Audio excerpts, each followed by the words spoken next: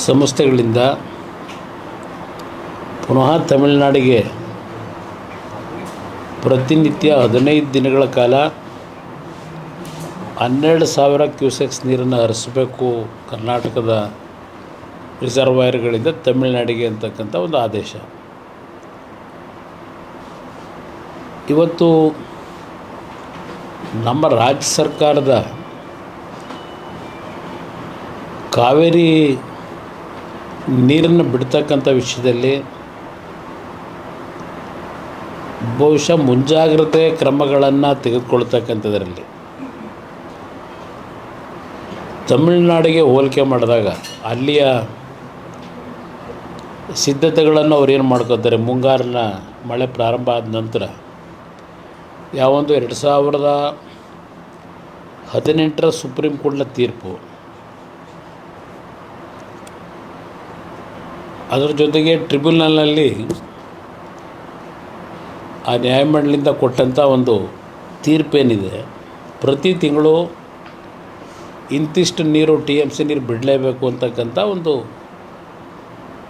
ಆದೇಶಗಳು ಪಾಲಿಸಬೇಕಾದಂಥ ಅನಿವಾರ್ಯತೆ ರಾಜ್ಯದ ಮೇಲೆ ಹೊರಿಸಿದ್ದಾರೆ.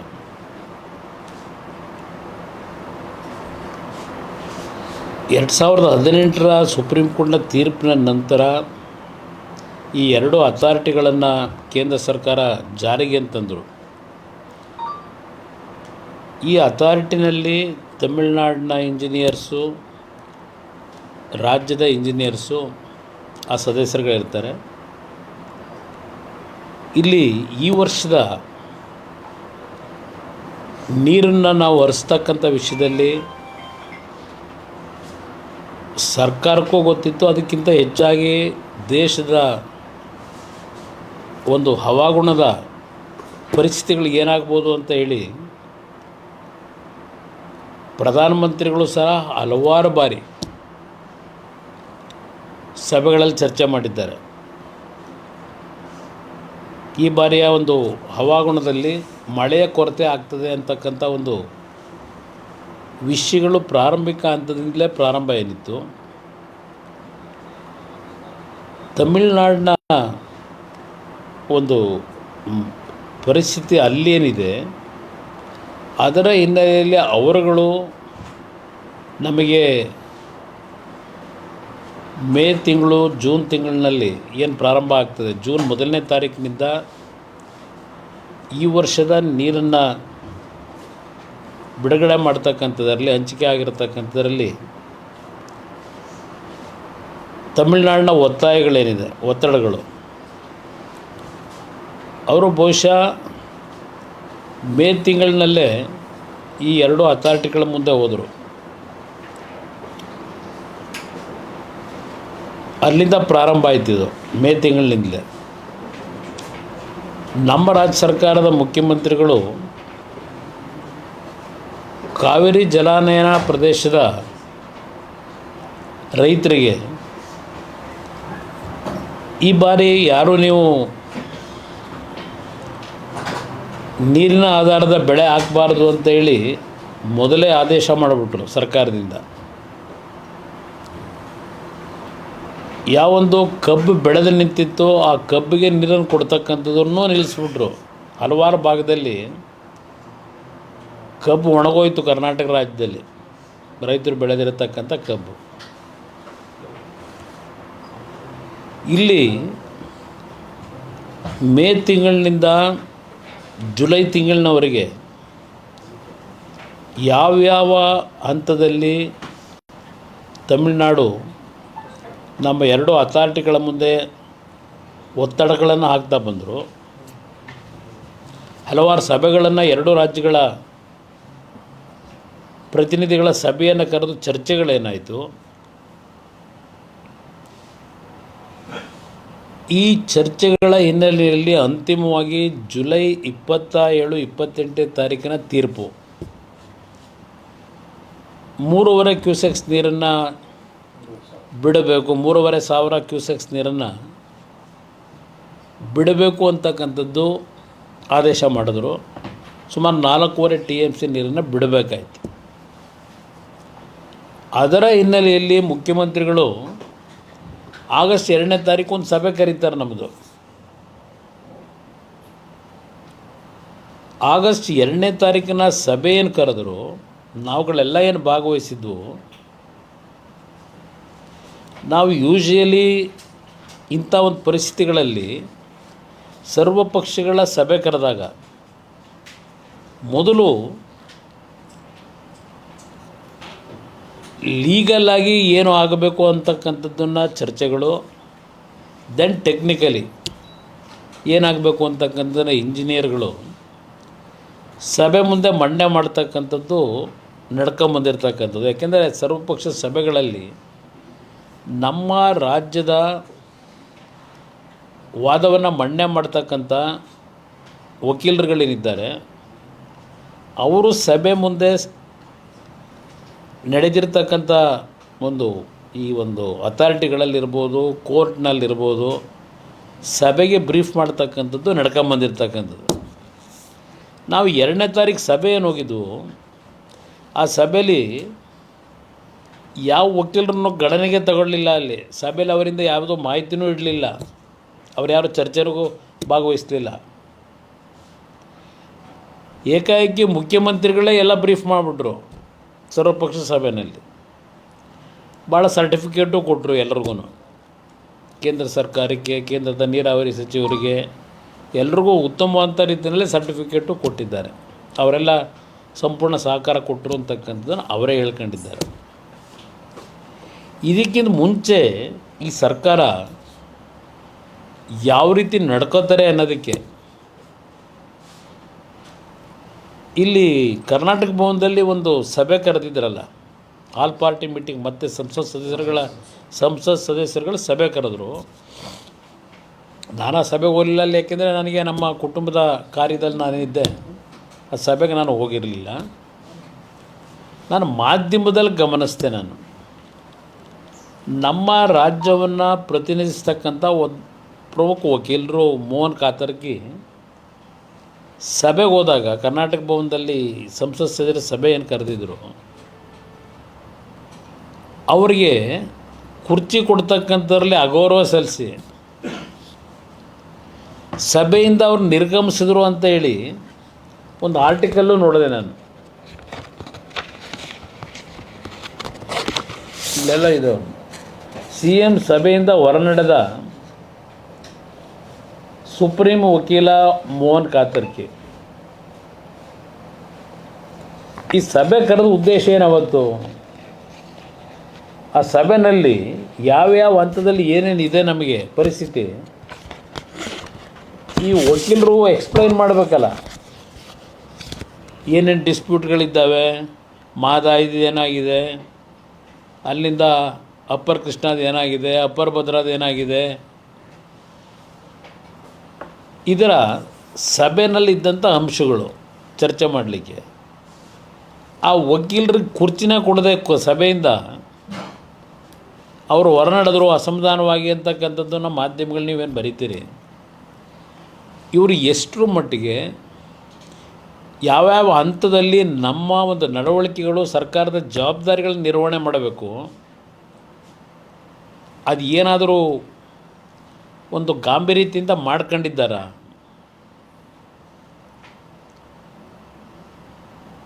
ಇಲ್ಲಿ ನಾನು ಹೇಳ್ತಕ್ಕಂಥದ್ದು ತಮಿಳುನಾಡಿಗೂ ನಮಗೂ ಇರ್ತಕ್ಕಂಥ ವ್ಯತ್ಯಾಸಗಳು ಇದನ್ನು ಸರಿಪಡಿಸ್ಕೊಳ್ಳಿ. ಏಕೆಂದರೆ ಈ 18ರಲ್ಲಿ ತೀರ್ಪು ಕೊಟ್ಟ ನಂತರ ಸುಪ್ರೀಂ ಕೋರ್ಟು ಈಗ ಕಾವೇರಿ ಟ್ರಿಬ್ಯುನಲ್ನಲ್ಲೂ ಡಿಸ್ಟ್ರೆಸ್ನ ಪರಿಸ್ಥಿತಿಗಳಲ್ಲಿ ನೀರಿನ ಕೊರತೆ ಇದ್ದಾಗ ಡಿಸ್ಟ್ರೆಸ್ ಫಾರ್ಮುಲಾ ಏನು ಅಂತಕ್ಕಂಥದ್ದು ಅವರು ಹೇಳಿರಲಿಲ್ಲ. ಸುಪ್ರೀಂ ಕೋರ್ಟು 127ಕ್ಕೆ ರೆಡ್ಯೂಸ್ ಮಾಡಿದ್ಮೇಲೆ ಅವ್ರಿಗೆ ನೀರು ಕೊಡ್ತಕ್ಕಂಥದ್ದನ್ನು 177 TMCಗೆ ಅವರು ಸಹ ಆ ಸಂದರ್ಭದಲ್ಲಿ ಡಿಸ್ಟ್ರೆಸ್ನ ಸಮಯದಲ್ಲಿ ಏನು ಫಾರ್ಮುಲಾನ ನೀವು ಜಾರಿಗೆ ತರಬೇಕು ಅಂತಕ್ಕಂಥದ್ದು ಅವರೂ ಹೇಳಿರಲಿಲ್ಲ. 2023ರಲ್ಲಿ ಒಂದು ಸಮಸ್ಯೆ ಆಯಿತು, ನೀರಿನ ಸಮಸ್ಯೆ. ಅದು ಹೊರತುಪಡಿಸಿದ್ರೆ ನಿರಂತರವಾಗಿ ನೀರು ಹರ್ಕೊಂಬಂದಿದೆ. ನಾನು ಈ ರಾಜ್ಯದ ಮುಖ್ಯಮಂತ್ರಿಗಳಿಗೆ ಹೇಳ್ತಕ್ಕಂಥದ್ದು, ನೀವು ಮುಖ್ಯಮಂತ್ರಿ ಆಗೋದಕ್ಕಿಂತ ಮುಂಚೆ ಕಳೆದ 3 ವರ್ಷ ನೀವೇ ನೀರಾವರಿ ಮಂತ್ರಿಗಳು. ಈ 3 ವರ್ಷದಲ್ಲಿ ನಾನು ಕೇಳ್ತಕ್ಕಂಥದ್ದು, ಡಿಸ್ಟ್ರೆಸ್ ಫಾರ್ಮುಲಾನ ಯಾವ ರೀತಿ ನೀವು ಮಳೆ ಕೊರತೆ ಇದ್ದಾಗ ಜಾರಿಗೆ ತರಬೇಕು ಅಂತಕ್ಕಂಥದ್ದಕ್ಕೆ ನಾವು ನಮ್ಮ ವಕೀಲರುಗಳ ಮುಖಾಂತರ ಒತ್ತಾಯ ಹಾಕಬೇಕಾಗಿತ್ತು. ಇದನ್ನು ನಾವು ನೀರು ಬಂದಾಗ ಸಲೀಸಾಗಿ ನೀರು ಹರಿದೋಗ್ತದೆ, ನಾವು ಆರಾಮಾಗಿರ್ತೀವಿ. ಏಕೆಂದರೆ ನಮ್ಮ ರಾಜ್ಯದಲ್ಲಿ ಈ ಕುರ್ಚಿ ಹಂಚಿಕೆಯ ರಾಜಕೀಯನೇ ದೊಡ್ಡ ಮಟ್ಟದಲ್ಲಿ ಚರ್ಚೆಗೆ ಗ್ರಾಸ ಆಗಿರೋದು. ನಾಡಿನ ಜನತೆಯ ಸಮಸ್ಯೆ ಬಗ್ಗೆ ಆಗಲಿ, ಏನು ಪರಿಸ್ಥಿತಿಗಳಿದೆ ಜನರ ಸಮಸ್ಯೆ, ಇದು ಯಾವುದಕ್ಕೂ ಕಳೆದ 3-4 ವರ್ಷದಲ್ಲಿ ನಾವು ಅವರ ಬಗ್ಗೆ ಚಿಂತನೆ ಮಾಡದೇ ಇರತಕ್ಕಂಥದ್ದು ನಾವು ಕಾಣ್ತಾ ಇದ್ದೇವೆ. ನಮ್ಮ ಆದ್ಯತೆಗಳು ಕುರ್ಚಿ ಹಿಡಿಯೋದು ಹೇಗೆ ಅಂತಕ್ಕಂಥದ್ದಲ್ಲೇ ನಮ್ಮ ಆದ್ಯತೆಗಳು ಇಟ್ಕೊಂಡಿದ್ದೇವೆ. ತಮಿಳುನಾಡಿನವರು ಆಗೋದ್ರೆ ಮೇ 20 ಹೋಗ್ತಾರೆ ಕಾವೇರಿ ವಾಟರ್ ಮ್ಯಾನೇಜ್ಮೆಂಟ್ ಅಥಾರಿಟಿ ಮುಂದೆ. ಮೇ 20 ನಮಗೆ ಜೂನ್ ತಿಂಗಳಲ್ಲಿ ಏನು 9.91 TMC ನೀರು ಬೇಕಾಗಿದೆ, ಅದನ್ನು ಬಿಡಬೇಕು ಅಂತೇಳಿ ರಿಲೀಸ್ ಮಾಡಬೇಕು ಅಂತ ಹವಾಲಾಗ್ತಾರೆ ಅಲ್ಲೋಗಿ. ದೆನ್ ಆ ಒಂದು ತಮಿಳ್ನಾಡಿನ ಒತ್ತಾಯದ ಮೇಲೆ ಜೂನ್ 23 ಕಾವೇರಿ ವಾಟರ್ ಮ್ಯಾನೇಜ್ಮೆಂಟ್ ಅಥಾರಿಟಿಯವರು ಕರ್ನಾಟಕಕ್ಕೆ ರಿಮೈಂಡ್ ಮಾಡ್ತಾರೆ, ಈ 9.19 TMC ಜೂನ್ ಮಂತ್ಗೆ ಮತ್ತು ಜುಲೈ ತಿಂಗಳಿನಲ್ಲಿ 31.24 TMC ಏನು ಬಿಡಬೇಕು ಅದರ ಬಗ್ಗೆ ಚರ್ಚೆಗೆ ತಗೋತಾರೆ. ಯಾಕಂದರೆ ಜುಲೈ 1ರಿಂದ ಯಾವೊಂದು ಮಳೆಯ ಒಂದು ರೈನ್ಫಾಲು ಇನ್ಫ್ಲೋ ಶುರುವಾಗ್ತದೆ, ಆ ಹಿನ್ನೆಲೆಯಲ್ಲಿ ಇದಕ್ಕೆಲ್ಲ ಅವರು ತಮಿಳ್ನಾಡವ್ರು ಮೊದಲೇ ಹವಾಲು ಹಾಕತ್ತಾರೆ. ಜುಲೈ 11 ತಮಿಳ್ನಾಡವರು ಕಾವೇರಿ ವಾಟರ್ ಮ್ಯಾನೇಜ್ಮೆಂಟ್ ಅಥಾರಿಟಿಗೆ ಕಾವೇರಿ ಯುಟಿಲೈಸೇಷನ್ ಬೆಂಗಳೂರಿಗೆ ಏನಿದೆ ಅಂತಕ್ಕಂಥ ಅಕೌಂಟ್ ಕೇಳ್ತಾರೆ. ಜುಲೈ 11ರಲ್ಲಿ. ಜುಲೈ 15 ಕರ್ನಾಟಕ ಸರ್ಕಾರ CWRCಗೆ ಹೇಳ್ತಾರೆ, ರೆಗ್ಯುಲೇಟರಿ ಅಥಾರಿಟಿಗೆ, ನಾವು ರಿಲೀಸ್ ಮಾಡೋಕ್ಕಾಗಲ್ಲ, ನೀರು ಕಡಿಮೆ ಇದೆ ಅಂತ ಹೇಳ್ತಾರೆ. ಜುಲೈ 15 CWRC ಅವರು ಏನೂ ತೀರ್ಮಾನ ಮಾಡಲ್ಲ ನೀರು ಬಿಡ್ತಕ್ಕಂಥ ವಿಷಯದಲ್ಲಿ, ಅದನ್ನು ಮೀಟಿಂಗ್ನ ಡೆಫರ್ ಮಾಡ್ತಾರೆ. ದೆನ್ ಜುಲೈ 22-23 ಎಗೇನ್ ತಮಿಳ್ನಾಡು ಅವರು ಅವ್ರಿಗಿರ್ತಕ್ಕಂಥ ವಾಟರ್ ಶೇರಿಂಗ್ನ ಶಾರ್ಟ್ ಫಾಲು ಏನಿದೆ ಅದ್ರ ಜೊತೆಗೆ ಅಲ್ಲಿ ನೀರಿನ ಸಮಸ್ಯೆ ಇದೆ ಅಂತೇಳಿ ಅವರು ಒತ್ತಾಯ ಆಗ್ತಾರೆ 22-23.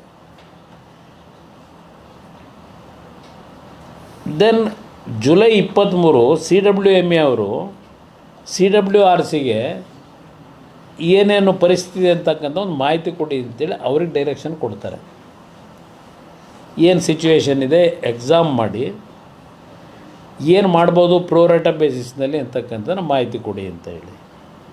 ಜುಲೈ 28 3,000 ಕ್ಯೂಸೆಕ್ಸ್ ನೀರನ್ನ 15 ದಿವಸ ಬಿಡಿ ಅಂತ ಆದೇಶ ಆಯಿತು. ಇದು ನಡೆದಿರ್ತಕ್ಕಂಥ ರೀತಿ. ಇಲ್ಲಿ ಪ್ರಶ್ನೆ, ನಮ್ಮ ರಾಜ್ಯ ಸರ್ಕಾರ ಈ ಒಂದು ವಿಷಯಗಳಲ್ಲಿ ನಾವು 3 ವರ್ಷದ ಮುಖ್ಯಮಂತ್ರಿಗಳಿಗೆ ಹೇಳ್ತಾರೆ, ಪಾಪ ಪಾರದರ್ಶಕತೆಯಿಂದ ತೀರ್ಮಾನ ತಗೋತಾರಂತೆ ನಮ್ಮ ಮುಖ್ಯಮಂತ್ರಿಗಳು. ನಮ್ಮ ರೈತರ ಹಿತವನ್ನು ಗಮನದಲ್ಲಿಟ್ಕೊಂಡು ಎಷ್ಟು ನೀರು ಬಿಡಬೇಕು ಅಂತಕ್ಕಂಥ ಪಾರದರ್ಶಕತೆಯನ್ನು ಅಳವಡಿಸ್ಕೊತೀನಿ ಅಂತಕ್ಕಂಥದ್ದು ಪಾಪ ನೆನ್ನೆನೂ ಹೇಳಿದ್ದಾರೆ. ನಾನು ಆಗಸ್ಟ್ 2ನೇ ತಾರೀಕಿನ ಸಭೆಯಲ್ಲಿ ಸರ್ಕಾರಕ್ಕೆ ಒಂದು ಎಚ್ಚರಿಕೆ ಅವತ್ತೇ ಕೊಟ್ಟೆ. ನಾನು ಇವತ್ತು ಏನು ನೀವು ಕರೆದಿದ್ದೀರಿ ಈ ಸಭೆ, ಜುಲೈ 28ನೇ ತಾರೀಕು ಯಾವೊಂದು ವಾಟರ್ ಅಥಾರಿಟಿ ಅವ್ರು ನೀರು ಬಿಡಲಿಕ್ಕೆ ಹೇಳಿದ್ರು. ಅದರ ಹಿನ್ನೆಲೆಯಲ್ಲಿ ನಮ್ಮ ಸಭೆಯನ್ನು ಕರೆದಿದ್ದೀರಿ. ಈಗಾಗಲೇ ಕಳೆದ 2 ದಿವಸಗಳಿಂದ ಕಬಿನಿ ಜಲಾಶಯಕ್ಕೆ KRSಗೆ ದೊಡ್ಡ ಪ್ರಮಾಣದ ನೀರಿನ ಹರಿವೇನಿದೆ. ಇದರ ಮೇಲೆ ಈಗಾಗಲೇ ಕಬಿನಿಯಿಂದ ನೀವು ಪ್ರತಿನಿತ್ಯ 25,000 ಕ್ಯೂಸೆಕ್ಸ್ ನೀರನ್ನು ಬಿಡ್ತಾ ಇದ್ದೀರಿ. ಇಲ್ಲಿ ಇದನ್ನು ನೀವು ನೋಡಿಕೊಂಡು ನಾವು ರಿಲೀಫ್ ಆಗಿದ್ದರೆ, ಸದ್ಯ ಎಲ್ಲ ತೊಂದರೆ ಇಲ್ಲ, ನೀರು ಹರಿತಾ ಇದೆ ಅಂತ ಇದ್ದರೆ, ಇದು ಬೀಸೋದೊಣ್ಣೆ ತಪ್ಪಿಸ್ಕೊಂಡಿದ್ದೀರಿ ಅಷ್ಟೇ. ಇದೇ ಪದ ಯೂಸ್ ಮಾಡಿದ್ದೀನಿ ಸಭೆಯಲ್ಲಿ. ಬೀಸೋದೊಣ್ಣೆಯನ್ನು ತಪ್ಪಿಸ್ಕೊಂಡಿದ್ದೀವಿ ಅಂತ ಹೇಳಿ ಮೈ ಮರಿಬೇಡಿ ಅಂತ ಹೇಳಿದೆ. ಏಕೆಂದರೆ ಮುಂದಿನ ಆಗಸ್ಟ್ ನಂತರ ಮತ್ತೆ ಪುನಃ ನೀರು ಬಿಡಬೇಕಲ್ಲ ನಾವು. ವಾಟರ್ ಶೇರಿಂಗ್ ಏನಿದೆ ಅದರ ಹಿನ್ನೆಲೆಯಲ್ಲಿ ಈಗ ನೀರು ಒಳ ಹರಿವಿದೆ ಅಂತ ಹೇಳಿ ಇದೇ ರೀತಿ ಮಳೆ ಸಂಪೂರ್ಣವಾಗಿ ಬಂದು ಜಲಾಶಯಗಳು ತುಂಬುತ್ತೆ ಅಂತಕ್ಕಂಥದ್ದು ನಾವು ಆಶಾಭಾವನೆ ಇಟ್ಕೊಳ್ಳೋಣ, ದೇವರು ಪ್ರಾರ್ಥನೆನೂ ಮಾಡೋಣ. ಆದರೆ ಏನಾದರೂ ಪರಿಸ್ಥಿತಿಗಳು ಹದಗೆಟ್ಟರೆ, ನೀರಿನ ಮಳೆಯ ಒಂದು ಕೊರತೆ ಬಂದು ಮತ್ತೆ ಮುಂದಿನ ತಿಂಗಳಿಂದ ಸಮಸ್ಯೆಗಳು ಶುರು ಆಗುತ್ತೆ ಆಗಸ್ಟ್ ಎಂಡ್ನಲ್ಲಿ. ಇದಕ್ಕೆ ಯಾವ ಕ್ರಮ ತೆಗೆದುಕೋಬೇಕು ಅನ್ನೋದ್ರ ಬಗ್ಗೆ ಮುಂಜಾಗ್ರತೆ ಕ್ರಮ ತಗೊಳ್ಳಿ ಅನ್ನೋದನ್ನು ಸಭೆಯಲ್ಲಿ ಹೇಳಿದೆ. ಇವತ್ತು ಆ ಪರಿಸ್ಥಿತಿ ಬಂದು ನಿಂತಿದ್ದೇವೆ. ಈಗ ತಮಿಳ್ನಾಡಿನವರು ತೆಗೆದುಕೊಳ್ತಕ್ಕಂಥ ಅವರ ಒಂದು ಗಾಂಭೀರ್ಯತೆ, ಅಲ್ಲಿಯ ಸರ್ಕಾರಗಳು ಈಗ ನೀವು ನೀರು ಬಿಟ್ಟರು 3,500 ಕ್ಯೂಸೆಕ್ಸ್ ನೀರು ಬಿಟ್ಟರು, ಅವ್ರು ಕೇಳಿದ್ರು ನೀವು 25,000 ಕ್ಯೂಸೆಕ್ಸ್ ಬಿಟ್ರಿ 3,500ಕ್ಕೆ. ಆದರೂ ಸಹ ಅವರು ಸುಪ್ರೀಂ ಕೋರ್ಟ್ ಮುಂದೆ ಹೋಗಿ ಅರ್ಜಿ ಹಾಕ್ತಾರೆ, ಡೈರೆಕ್ಷನ್ ಕೊಡಿ ಅಂತ ಹೇಳಿ. ನೀವು ಎಷ್ಟರ ಮಟ್ಟಿಗೆ ಸ್ಪೀಡ್ ಇದ್ದೀರಿ? ಬರಲೇ ಅದು ಆಮೇಲೆ ನೋಡೋಣ ಅನ್ನೋ ರೀತಿಯಲ್ಲಿ ನಿಮ್ಮಲ್ಲಿ ಒಂದು ರೀತಿ ಉಡಾಫೆ ಇದೆ. ಇಲ್ಲಿ ನಾನು ಮುಖ್ಯಮಂತ್ರಿಗಳಿಗೆ ಕೇಳ್ತೀನಿ, ಈ ಜುಲೈ 15ರಿಂದ ಆಗಸ್ಟ್ 10ನೇ ತಾರೀಕು ಅಂದರೆ ಒಂದು 25 ದಿನದಲ್ಲಿ ಎಷ್ಟು ಬಾರಿ ನೀವು ಡೆಲ್ಲಿಗೆ ಬಂದ್ರಿ? ಬಹುಶಃ ನಿಮ್ಮ ಹತ್ರ ನನಗಿಂತ ಜಾಸ್ತಿ ಮಾಹಿತಿ ಇರ್ಬೋದು ಎಷ್ಟು ಬಾರಿ ಬಂದವರು ಇಲ್ಲಿ ನಮ್ಮ ಡೆಲ್ಲಿ ಸ್ನೇಹಿತರುಗಳಿಗೆ. ಜುಲೈ 15ಕ್ಕೆ ಒಂದು ಬಾರಿ ಡೆಲ್ಲಿಗೆ ಬಂದರು, ಜುಲೈ 21ಕ್ಕೆ ಡೆಲ್ಲಿಗೆ ಬಂದರು, ಜುಲೈ 27ಕ್ಕೆ ಡೆಲ್ಲಿಗೆ ಬಂದರು, ಆಗಸ್ಟ್ 9ಕ್ಕೆ ಡೆಲ್ಲಿಗೆ ಬಂದರು. ನೀವು ಬಂದು ಮಾಡಿದ ಕೆಲಸ ಏನು? ಏನಾದರೂ ಕಾವೇರಿಯ ನೀರಿನ ಹಂಚಿಕೆ ಏನು ಮಾಡಬೇಕಾಗಿದೆ ಈಗ ಈ ವರ್ಷದ ಮಳೆ ಕೊರತೆಯಲ್ಲಿ? ಇದಕ್ಕೆ ಏನೇನು ಕ್ರಮ ತೆಗೆದುಕೋಬೇಕಾಗ್ತದೆ ಅಂತೇಳಿ ಏನಾದರೂ ಒಂದು ದಿನ ನಿಮ್ಮ ವಕೀಲರುಗಳ ಜೊತೆ ಚರ್ಚೆ ಮಾಡಿದಾರ? ಇಲ್ಲಿ ಬಂದು ನೀವು ಬಂದು ಅವ್ರು ಯಾರು ಕೇರಳದ ಲೀಡ್ರು ವೇಣುಗೋಪಾಲು, ಕರ್ನಾಟಕಕ್ಕೂ ಆ ವೇಣುಗೋಪಾಲ್ಗೂ ಸಂಬಂಧ ಯಾಕೆ ಇಟ್ಕೊಂಡಿದ್ದೀರಿ ಗೊತ್ತಿಲ್ಲ ನನಗೆ. ಇಲ್ಲೆಲ್ಲೋ ಸುರ್ಜೇವಾಲು, ಅದೆಂಥ ಸುರ್ಜೇವಾಲು, ರಣದೀಪ್ ಸಿಂಗ್ ಸುರ್ಜೇವಾಲು, ನೀವು ಅವ್ರ ಮನೆ ಕಾಂಪೌಂಡ್ ಕಾಯಕ್ಕಿಲ್ಲಿ ಬರ್ತೀರಿ, ಇಲ್ಲಿ ಅವ್ರ ಮನೆ ಗೇಟ್ ತಟ್ಟಕ್ಕೆ ಬರ್ತೀರಿ, ಇಲ್ಲಿ ಬಾಗಿಲು ತಟ್ಟಕ್ಕೆ. ಇನ್ನೊಂದು ಕಡೆ ನಮ್ಮ ರಾಜ್ಯದವರೇ ಮಲ್ಲಿಕಾರ್ಜುನ್ ಖರ್ಗೆ ಅವರು ರಾಷ್ಟ್ರೀಯ ಅಧ್ಯಕ್ಷರು, ಅಲ್ಲ ಅವೆರಡು ಕಡೆ ಬಾಗಿಲು ಏನಾದರೂ ಬೇಗ ತೆಗಿಲಿಲ್ಲ ಅಂತ ಇಲ್ಲಿ ಬರ್ತೀರಿ ಮಲ್ಲಿಕಾರ್ಜುನ್ ಖರ್ಗೆ ಅವ್ರ ಮನೆ ಮುಂದೆ. ಅವರು ಕಾಲಿಕೆಯಲ್ಲಿ ನಿಮ್ಮನ್ನು ಕಳಿಸ್ತಾರೆ.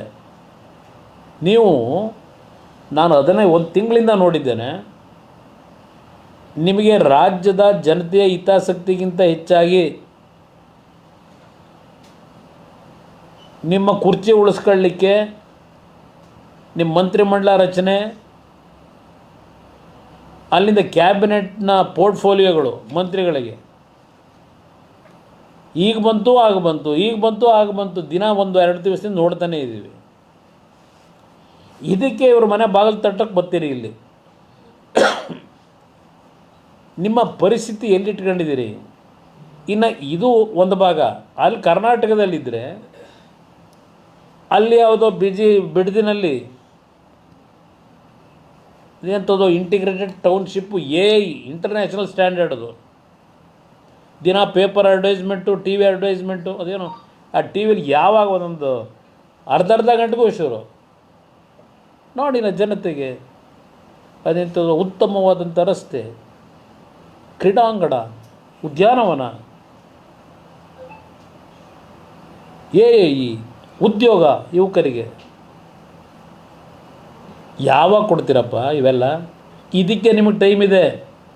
ಈ ಅಡ್ವರ್ಟೈಸ್ಮೆಂಟ್ ಕೊಟ್ಕೊಂಡು ದಿನ ಕೂತ್ಕೊಳ್ಳೋದಕ್ಕೆ ಟಿ ವಿ ಮುಂದೆ ಅದೆಷ್ಟು ಕೋಟಿ ಖರ್ಚು ಮಾಡ್ತಿರೋ. ಈಗ ಅದೆಂಥದ್ದೋ, ಈಗ 1000 ಕೋಟಿ ಯಾರ ಅಪ್ಪನ ಮನೆದ್ರಿ ದುಡ್ಡು? 1000 ಕೋಟಿ 6000 ಗ್ರಾಮೀಣ ಪ್ರದೇಶದಲ್ಲಿ ಅದು ಭಾರತ್ ಜೋಡೋ ಸಂಘವಂತೆ, 4000 ಅರ್ಬನ್ ಏರಿಯಾದಲ್ಲಿ ಭಾರತ್ ಜೋಡೋ ಸಂಘ. 10,000 ಸಂಘಕ್ಕೆ, ಒಂದೊಂದು ಸಂಘಕ್ಕೆ 10 ಲಕ್ಷ ರೂಪಾಯಿ. ಏನಾದರೂ ಅರ್ಥ ಇದೆಯಾ? ಈ ಕೆಲಸ ಮಾಡ್ಕೊಂಡು ಕೂತಿದ್ದೀರಿ. ಇವತ್ತು ಕಾವೇರಿ ಜಲಾನಯ ಪ್ರದೇಶದಲ್ಲಿ ರೈತರು ಬೆಳೆ ಹಾಕೋಕ್ಕಾಗಲಿಲ್ಲ, ಬೆಳೆ ಉಳಿಸ್ಲಿಲ್ಲ, ಕಬ್ಬೆಲ್ಲ ನಾಶ ಆಗೋಯ್ತು. ಇವತ್ತು ಪಾರದರ್ಶಕವಾದಂಥ ರೀತಿಯಲ್ಲಿ ತೀರ್ಮಾನ ತಗೋತೀರಾ? ಇಷ್ಟು ಬಾರಿ ಡೆಲ್ಲಿಗೆ ಬಂದು ಮಾಡಿದ್ದೇನಪ್ಪ? ಇಲ್ಲಿ ಬರೋದು ವೇಣುಗೋಪಾಲ್ ಮನೆ ಕಾಂಪೌಂಡು, ಅಲ್ಲಿಂದ ಸುರ್ಜೇವಾಲ ಮನೆ ಕಾಂಪೌಂಡ್ ಕಾಯಕ ಬರ್ತೀರಾ ಇಲ್ಲಿ? ಈಗ ಪರಿಸ್ಥಿತಿ ಎಲ್ಲಿಗೆ ತಂದು ನಿಲ್ಲಿಸ್ತೀರಿ? ಏಕೆಂದರೆ ಎಲ್ಲ ಸರ್ಕಾರಗಳಿದ್ದಾಗಲೂ ಇದು ಬಂದಿದೆ ಸಮಸ್ಯೆ. ನೀರು ಬಿಡಲ್ಲ ಅಂತಲೂ ನೀವೇನು ಹೇಳೋಕ್ಕಾಗೋದಿಲ್ಲ, ಗೊತ್ತಿದೆ ನಮಗೆ. ಬಟ್ ನೀವು ನಡ್ಕೋತಾರೆ ರೀತಿಗಳೇನಿದೆ? 3 ವರ್ಷದಲ್ಲಿ ನೀವು ನೀರಾವರಿ ಮಂತ್ರಿಯಾಗಿ 2018ರ ತೀರ್ಪು ಏನು ಕೊಟ್ಟಿದ್ದಾರೆ, ಮಳೆ ಕೊರತೆ ಇದ್ದಾಗ ಏನು ತೀರ್ಮಾನ ಮಾಡಬೇಕು ಅಂತಕ್ಕಂಥದ್ದಕ್ಕೆ ಅಲ್ಲಿ ಏನು ಆದೇಶ ಇಲ್ಲ.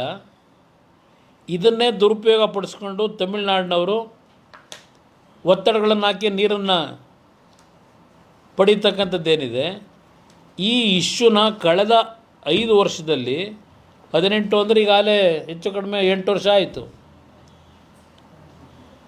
ಈ ಇಶ್ಯೂನಲ್ಲಿ ನೀವು ಏನು ನಮ್ಮ ವಕೀಲರ ಜೊತೆ ಚರ್ಚೆ ಮಾಡಿ ಟಾಪ್ ಪ್ರಿಯಾರಿಟಿನಲ್ಲಿ, ಏಕೆಂದರೆ ಕಳೆದ 3-4 ವರ್ಷದಲ್ಲಿ ಸುಮಾರು 800 TMC ಮೇಲೆ ಹೋಗಿದೆ ಸಮುದ್ರಕ್ಕೆ ನೀರು.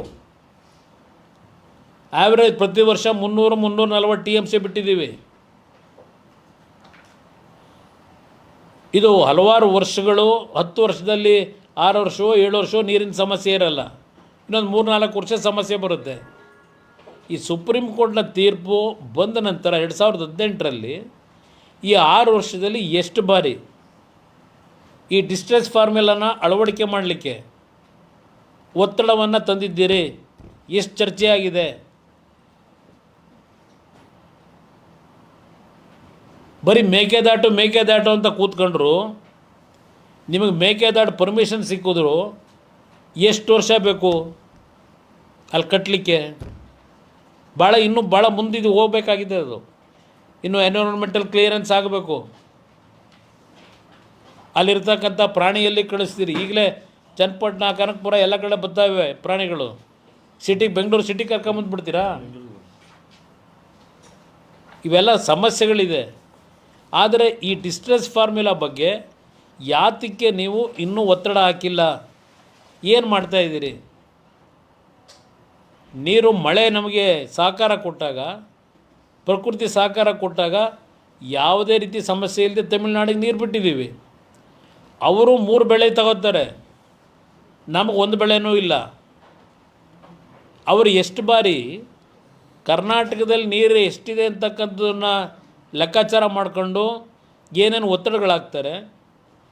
ನೀವೆಷ್ಟು ಬಾರಿ ಹೋಗಿ ಅಲ್ಲಿ ಯಾರನ್ನು ಕಳಿಸಿ, ಅಲ್ಲಿರ್ತಕ್ಕಂಥ ಭವಾನಿ ಡ್ಯಾಮ್ ಇರ್ಬೋದು, ಮೆಟ್ಟೂರು ಡ್ಯಾಮ್ ಇರ್ಬೋದು, ಅಲ್ಲಿ ಎಷ್ಟು ನೀರಿದೆ ಪ್ರಮಾಣ ಅಂತಕ್ಕಂಥದ್ದನ್ನು ಮಾಹಿತಿ ತಗೊಂಡು ಅವರು ಎಷ್ಟು ಎಕ್ಸ್ಟೆಂಟ್ಗೆ ಬೆಳೆ ಹಾಕ್ಕೊಂಡಿದ್ದಾರೆ, ನಮ್ಮ ಪರಿಸ್ಥಿತಿ ಏನಿದೆ, ಇದೆಲ್ಲವನ್ನು ಸರಿಯಾದ ರೀತಿಯಲ್ಲಿ ಮಂಡನೆ ಮಾಡಬೇಕೋ ಬೇಡವೋ? ನೀವು ಏನು ಮಾಡಿದ್ದೀರಿ?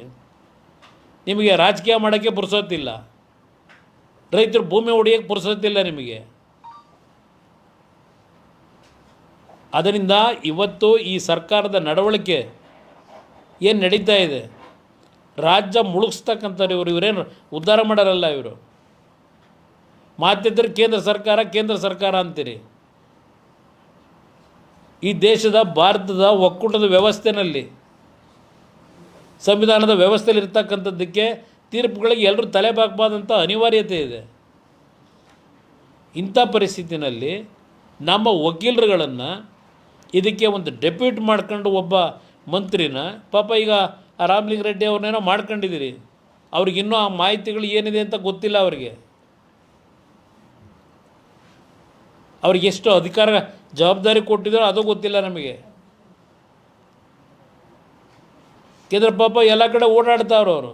ಎತ್ತಿನ ಹೊಳೆದೇನೋ ಕೋಲಾರ ಚಿಕ್ಕಬಳ್ಳಾಪುರಕ್ಕೂ ನೀರು ತರ್ತಾರೆ. ಎಷ್ಟು ವರ್ಷ ಆಗೋಯ್ತು ಎತ್ತಿನ ಹೊಳೆದು? ಪ್ರತಿ ವರ್ಷಲೂ ಹೇಳ್ತಾರೆ ಮುಂದಿನ ಜೂನು ಹೇಳ್ತಾವ್ರೆ. ಅಂದರೆ ನಾಳೆ ಬಾ ಅಂತ ಹಿಂದೆ ಹಳ್ಳಿನಲ್ಲಿ ಮನೆ ಮುಂದೆ ಬಾಗಿಲಿಗೆ ಹಾಕ್ತಿದ್ವಲ್ಲ ನಾವು, ನಾಳೆ ಬಾ ಅಂತೇಳಿ. ಹಾಗೆ ಮುಂದಿನ ವರ್ಷದ ಜೂನು ಇದು ಹೇಳ್ಕೊಂಡು ಬರ್ತಾನೆ ಅವರೇ 2011-12ರಿಂದ.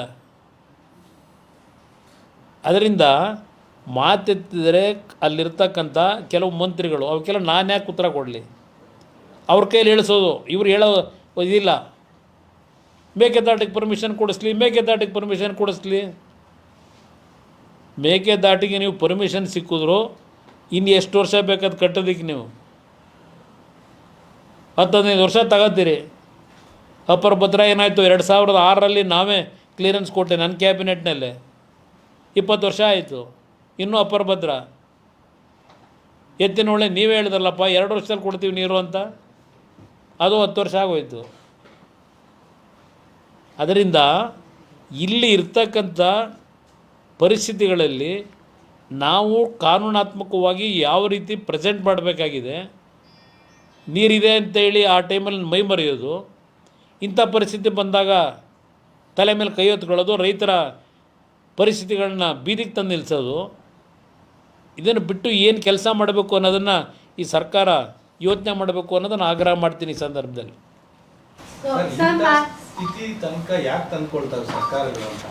ನಾನು ಅದನ್ನೇ ಹೇಳ್ತಾ ಇರೋದು ಬ್ರದರ್. ಈಗ ಕೇರ್ಲೆಸ್ನೆಸ್ ಈ ಡಿಸ್ಟ್ರೆಸ್ ಫಾರ್ಮುಲಾದು ಸೆಟ್ರೇಟ್ ಮಾಡ್ಕೊಳ್ಳೋದೇ ಇದ್ದರೆ ನೀರಿನ ಕೊರತೆ ಆದಾಗ ಇದು ಪ್ರತಿನಿತ್ಯ ಇರ್ತದೆ. ಯಾವುದೇ ಸರ್ಕಾರ ಇದ್ದರು, ನಾನು ಈ ಸರ್ಕಾರ ಅಂತ ಹೇಳಲ್ಲ, ಯಾವ ಸರ್ಕಾರಗಳು ಮುಂದೆ ಬಂದ್ರೂ ಹಿಂದೆ ಇದ್ದವರು ಇಂಥ ಪರಿಸ್ಥಿತಿ ಬಂದಾಗ ಎಂಬ್ರಾಸಿಂಗ್ ಸಿಚುಯೇಷನ್ ಎದುರಿಸ್ತಕ್ಕಂಥದ್ದು ಅಷ್ಟೇ ಅಲ್ಲ, ಒಂದು ರೀತಿಯಲ್ಲಿ ನಮ್ಮ ರಾಜ್ಯದ ರೈತರ ಬದುಕನ್ನು ನಾವು ಹಾಳು ಮಾಡ್ತಾಯಿದ್ದೀವಿ.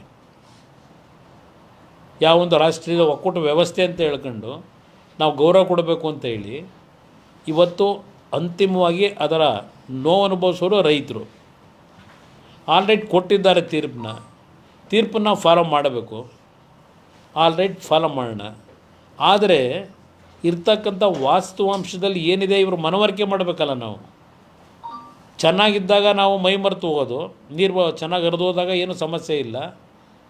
ಇಲ್ಲಿ ಇಂಥ ಪರಿಸ್ಥಿತಿನಲ್ಲಿ ಏನು ಮಾಡಬೇಕು, ಇವತ್ತಿನವರಿಗೆ 2018ರ ಸುಪ್ರೀಂ ಕೋರ್ಟ್ನ ಆದೇಶ ಅಂತಿಮವಾಗಿ ಏನು ಕೊಟ್ಟಿದ್ದಾರೆ ನಮ್ಮ ರಿವ್ಯೂ ಪಿಟಿಷನಿಗೆ, ಅಲ್ಲಿಂದ ಇಲ್ಲಿವರೆಗೆ ಈ ಡಿಸ್ಟ್ರೆಸ್ ಫಾರ್ಮುಲಾದ ಏನು ಸುಪ್ರೀಂ ಕೋರ್ಟು ನಮಗೆ ಡೈರೆಕ್ಷನ್ ಕೊಟ್ಟಿಲ್ಲ, ಇಲ್ಲೂ ಇವರು ತೆಗೆದುಕೊಳ್ಳಿಕ್ಕೆ ಆಯ್ತಿಲ್ಲ 2 ಅಥಾರಿಟಿಗಳು. ಇದನ್ನು ನೀವು ಯಾತಕ್ಕೆ ಪ್ರೆಸಿಪಿಟೇಟ್ ಮಾಡಿ ಈ ವಿಷಯದಲ್ಲಿ ಏನು ಮಾಡಬೇಕು, ಇದಕ್ಕೂ ಒಂದು ಫಾರ್ಮುಲಾ ಬೇಕು ಅಂತಕ್ಕಂಥದ್ದನ್ನು ನಾವು ಡಿಮ್ಯಾಂಡ್ ಇಡಬೇಕಲ್ಲ. ಅದು ನಾನು ಈ ಸರ್ಕಾರ ಏನು ಮಾಡ್ತಿದ್ದೀನಿ ಅನ್ನೋದನ್ನು ಕೇಳಲಿಕ್ಕೆ ಬಯಸ್ತಾ ಇರೋದು. ಅದಕ್ಕೆ ಇದು ಆಗಬಾರ್ದು ಅಂತಲೇ ನಾನು ಡಿಮ್ಯಾಂಡ್ ಮಾಡ್ತೇನೆ. ನಾನು ಮೊನ್ನೆನೂ ಹೇಳಿದ್ದೀನಿ ಸರ್ವಪಕ್ಷದ ಸಭೆಯಲ್ಲಿ. ಇಲ್ಲ ಮಾಡಲಿ, ನಾನು ವೆಲ್ಕಮ್ ಮಾಡಿದೆ. ನಾನು ಅದು ಬಂದಾಗ ಬಹುಶಃ ಅವರು 3,500 ಕ್ಯೂಸೆಕ್ ಬಿಡಿ ಅಂತಕ್ಕಂಥ ನೀರನ್ನ ಹೇಳಿದ್ರಲ್ಲ, ಅದಕ್ಕಿಂತ ಮುಂಚೆನೇ ಇವ್ರು ಬರ್ತಾರೆ ಅಂತ ಹೇಳಿದಾಗ ತಮಿಳ್ನಾಡಿನ ಮುಖ್ಯಮಂತ್ರಿ ಭೇಟಿ ಮಾಡಿ ಅಂತ ಹೇಳಿದೆ. ಇದು ಒಳ್ಳೆ ಮೂವ್ ಅಂತಲೇ ಹೇಳಿದ್ದೇನೆ. ಅಮಿಕಬಲ್ ಆಗಿ ಸೆಟ್ ರೈಟ್ ಆದರೆ ತುಂಬ ಒಳ್ಳೆಯದು. ಈ ಹಲವಾರು ವರ್ಷಗಳ ಸಮಸ್ಯೆಗೆ ಪರಿಹಾರ ದೊರಕ್ತದೆ. ಆದರೆ ಈಗಿನ ರಾಜಕೀಯ ವ್ಯವಸ್ಥೆಗಳಲ್ಲಿ ಆ ವಾತಾವರಣ ನಿರ್ಮಾಣ ಮಾಡೋದು ಕಷ್ಟ ಇದೆ. ಏಕೆಂದರೆ ಎಲ್ಲ ರಾಜಕೀಯ ಪಕ್ಷಗಳು ತಮಿಳ್ನಾಡಿನಲ್ಲಿ ನಾನು ಹೇಳ್ತಕ್ಕಂಥದ್ದು ಅಲ್ಲಿಯ ನಮ್ಮ ಸ್ನೇಹಿತರುಗಳಿಗೆ ಕಾವೇರಿ ನೀರು ಬಿಡಿ ಅಂತೀರಿ. ಬೋರ್ಡ್ ಇಟ್ಕೊಂಡು ನಿಂತ್ಕೊತಾರೆ. ನೆನ್ನೆ ನೋಡಿದೆ ಪಾರ್ಲಿಮೆಂಟ್ನಲ್ಲಿ ರಿಲೀಸ್ ವಾಟರ್ ಅಂತ ಇಟ್ಕೊಂಡವ್ರೆ, ಬೋರ್ಡ್ ಇಟ್ಕೊಂಡಿದ್ರು. ಇಲ್ಲಿ ನೀರನ್ನ ಕೊರತೆ ಇದ್ದಾಗ ಏನು ಮಾಡಬೇಕು ಅನ್ನೋದು ಇವ್ರು ಯಾರೂ ಚರ್ಚೆ ಮಾಡಲ್ಲ. ತಮಿಳ್ನಾಡಿಗೆ ಬೇಕಾಗಿರೋದು ರಾಜಕೀಯ, ನೀರಿನ ರಾಜಕೀಯನು. ಇಲ್ಲಿ ನಮ್ಮ ರೈತರು ಸಫರ್ ಮಾಡಬೇಕು.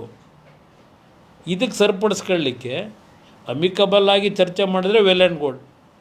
ಅಟ್ಲೀಸ್ಟು ಇದು 1990 ಟ್ರಿಬ್ಯುನಲ್ ರಚನೆ ಏನಾಯಿತು, ಆಗಲೂ ಇದರಿಂದಲೇ ಟ್ರಿಬ್ಯುನಲ್ ರಚನೆ ಆಗೋಕ್ಕೆ ಕಾರಣ ಆಗಿದ್ದು. ತಮಿಳ್ನಾಡು ಒಬ್ಬ ಮಂತ್ರಿ ಬಂದರೆ ಇಲ್ಲಿಗೆ ಅವತ್ತು ನೀರು ಕೇಳಲಿಕ್ಕೆ ಒಂದು 5 TMC ನೀರು ಬಿಡಿ ಅಂತ ಹೇಳಿ ನಮ್ಮ ರಾಜ್ಯ ಸರ್ಕಾರ ಅವ್ರನ್ನ ಭೇಟಿನೇ ಮಾಡಲಿಲ್ಲ. ಕೊನೆಗೆ ಅವರು ಒಂದು ಟ್ರಿಬ್ಯುನಲ್ ಮಾಡಿ ಅಂದರು. ನಮ್ಮ ಸರ್ಕಾರದವರು ಹೇಳಿದ್ರು ಟ್ರಿಬ್ಯುನಲ್ ಮಾಡಿ ನಾವು ವೆಲ್ಕಮ್ ಮಾಡ್ತೀವಿ ಅಂದರು. ಅದರ ಪ್ರತಿಫಲ ಇವತ್ತು ಅನುಭವಿಸ್ತಾ ಇದ್ದೀವಿ.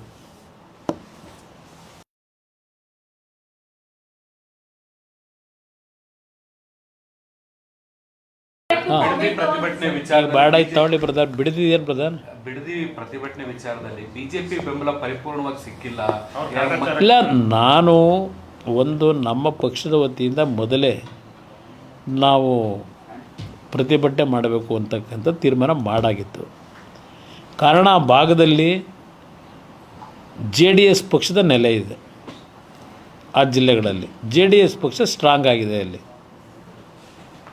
ಅಲ್ಲಿ BJP ಪಕ್ಷದ ಸ್ಟ್ರೆಂತು ಅನ್ನೋದಕ್ಕಿಂತ ಹೆಚ್ಚಾಗಿ ಅಲ್ಲಿ ರೈತರುಗಳ ಬಗ್ಗೆ ಮೊದಲಿಂದಲೂ ನಮ್ಮ ಪಕ್ಷದ ಒಂದು ನಿಲುವು ಇಟ್ಕೊಂಡಿದ್ದೀವಿ.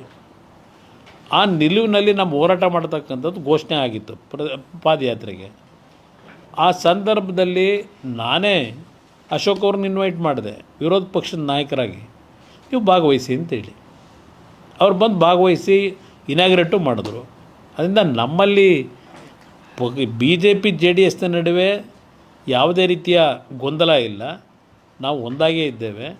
ಅದು ಆ ಭಾಗದ ರೈತರ ಜೊತೆ ಮೊದಲಿಂದಲೂ ನಮ್ಮ ಒಂದು ಕನೆಕ್ಟಿವಿಟಿ ಏನಿದೆ ಅವ್ರ ಪರವಾಗಿ ನಮ್ಮ ಪಕ್ಷದ ವತಿಯಿಂದ ಮಾಡಿದ್ದೀವಿ. ಅದಕ್ಕೆ ಅವರು ಅದಕ್ಕೆ ಅವ್ರು ಹೇಳಿರೋದು ಸಾಂಕೇತಿಕವಾಗಿ ನಮ್ಮ ಬೆಂಬಲ ಇದೆ ಅಂತ. ಪ್ರತಿಭಟನೆ ವಿಚಾರ ಬೇಡ ಇತ್ತು ತಗೊಳ್ಳಿ ಬ್ರದರ್, ಬಿಡದಿದೇನು ಬ್ರದರ್?